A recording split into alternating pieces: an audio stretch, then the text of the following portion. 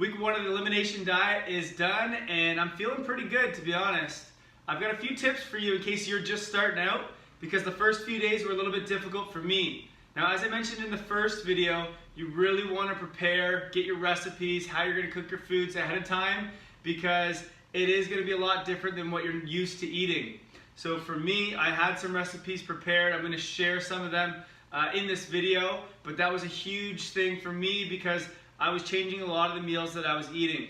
The second thing, the first few days after I started, I found that I was feeling a bit tired, fatigued, and just wasn't able to perform as well at the gym. And so I attributed this to not getting enough calories in. So rather than making my meals bigger and bigger and bigger, because that can get difficult and just annoying to eat, what I did is I added in a fourth meal.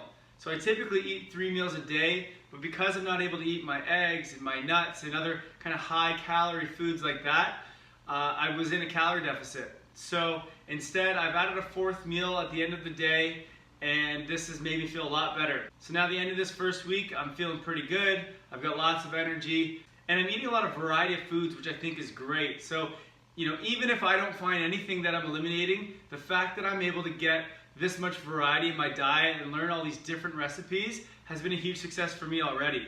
Alright, the rest of this video is going to show you guys my breakfast and lunch. We're going to talk about smoothies and smoothie bowls and how to make some nice tasty burgers. Good morning. Let's talk about breakfast on an elimination diet. Now, usually in my normal way of eating, I would eat eggs or a smoothie bowl or a smoothie for breakfast. With the restrictions of not being able to eat eggs, I'm kind of resorted to smoothie bowls and smoothies pretty much every day. Now, there's a few important things to understand when you're making a smoothie. A lot of times people will just put in fruit or just put in, your greens, and there's no real calories or substance to it. The problem with this is that it's going to make you hungry and crave other foods throughout the day. So you really want to treat your smoothies just like any other meal, except that they're blended up, okay? So you'll see a lot of ingredients here that I have in my smoothies. I'm gonna walk you through how to build a good smoothie bowl or build a good smoothie while on an elimination diet. So the base of your smoothie or smoothie bowls is the liquid and what's gonna sort of thicken it up. So I like to use coconut milk as the liquid, high in good healthy fats, and then as what the thickener I use an avocado, also high in good healthy fats. This will give you some calories and actually fill you up, which will prevent craving and overeating. So these are great to start. If you wanted a smoothie bowl, you don't add any extra water, just a bit of coconut milk and your avocado. That'll keep it thick and you can actually eat it out of a bowl. The reason I like to do this is you kind of trick your brain into thinking that you've ate a full meal rather than just drinking all your calories. So I really like to do smoothie bowls. You can also sprinkle some ingredients on top, which I'll talk about after. If you don't want the smoothie bowl, you can either just add some water on top of both these or just exclude the avocado, your choice. Next up, the greens. These are super important. You always want to have some sort of veg in your smoothies. I've got kale as well as spinach here. You could also do things like arugula. Next up is your fruit. So obviously you want these smoothies or smoothie bowls to taste good. And getting that sweetness from your fruit is kind of the best way to do that. Blueberries are my favorite to add in. It gives it a really good taste. They're low in sugar, so they don't spike insulin levels, and they're super good for you. You can also add other berries like raspberries, strawberries, blackberries. Berries are typically the best type of fruit that you're going to eat. I don't usually add bananas in my smoothies or smoothie bowls, but on elimination diet, because there's a lot of foods that I can't actually put in, I will add a banana just to get a little bit more calories, a little bit more carbs in there. So, and it tastes good too, so why not? All right, next up is your protein source. So I usually use whey protein. You can't have that on elimination diet. Now you could go with a rice protein or potentially a pea protein if you wanted on elimination diet. The only problem is that when you're adding in supplements, you really don't know exactly what's in there. So it may affect your body in different ways. So it's better off to stick with raw, whole food nutrients. But if you need your protein, if you want it, go ahead and buy the rice protein, that's fine.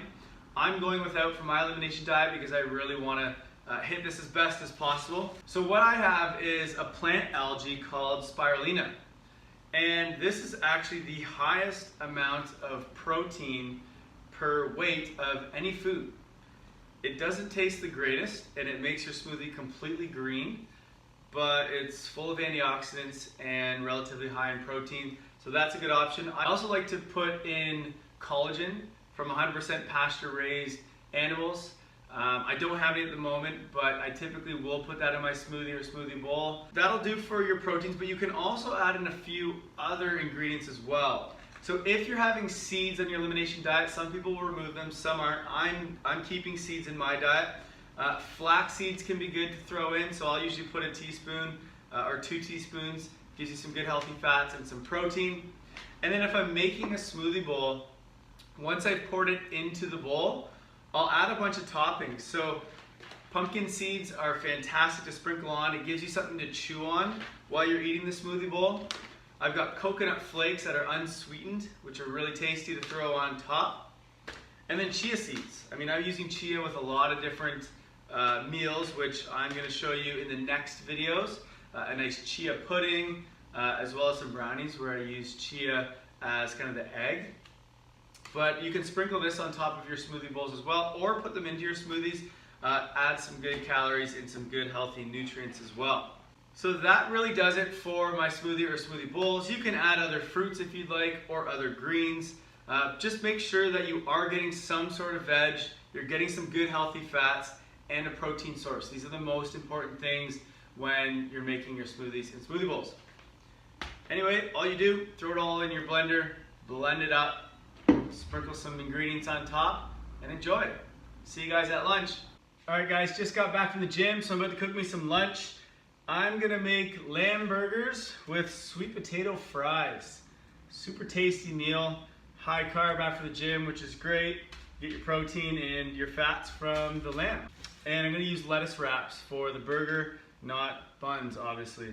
So sweet potato fries are super easy to make. You're just cutting your sweet potato into strips that look like fries, and that's about it. Throw some avocado oil on them, or coconut oil, some salt, and then lay it on a baking sheet and throw it in the oven.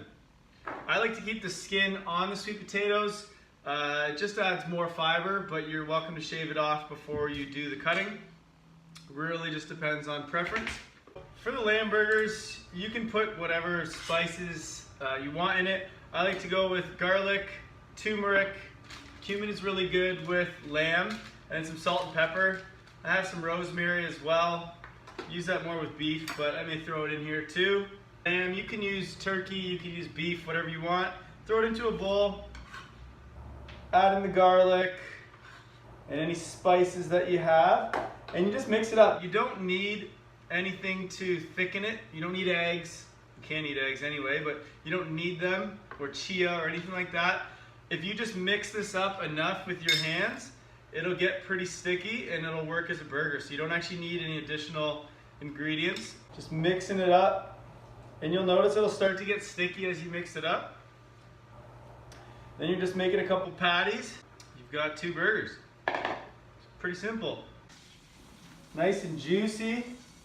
Just throw her in on the lettuce. I've made some extra sweet potato that I can package in a container so that I don't have to be cooking all the time. And you're just loading it up with some onions. If you got extra avocado, that's fine. Just eat it on the side. So you'll just fold it over, and there you go. You've got yourself a burger. All right, that's it for this video. By the way, I just had that lamb burger again, but instead of putting it on lettuce wrap, I just threw it on a bed of kale and spinach and threw some olive oil on it, and it was phenomenal. So be creative with your recipes. You never know what's going to work out. By the way, next week I'm going to share with you these new brownies that I've been eating. They are phenomenal, and you can eat them on the Elimination Diet, which is awesome. If you have any questions, feel free to comment below. Otherwise, make sure to subscribe so that you can see the video next week. See you then, guys.